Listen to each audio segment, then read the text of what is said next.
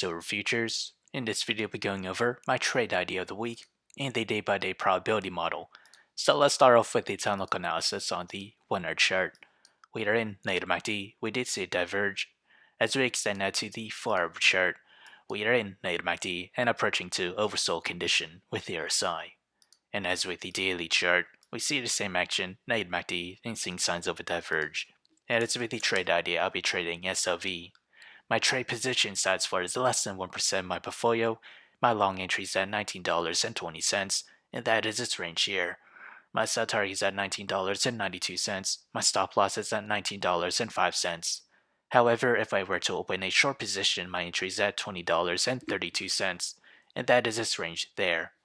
My sell target is at $19.36. My stop loss is at $20.48.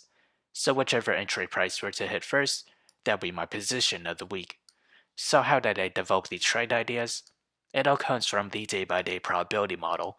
As we progress to the 5th day or week of trading, silver futures has a 29% chance to climb between 0 to 3%.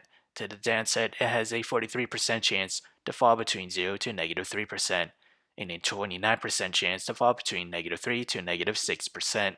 So if you enjoyed this content, feel free to like, comment, subscribe, and thank you for watching.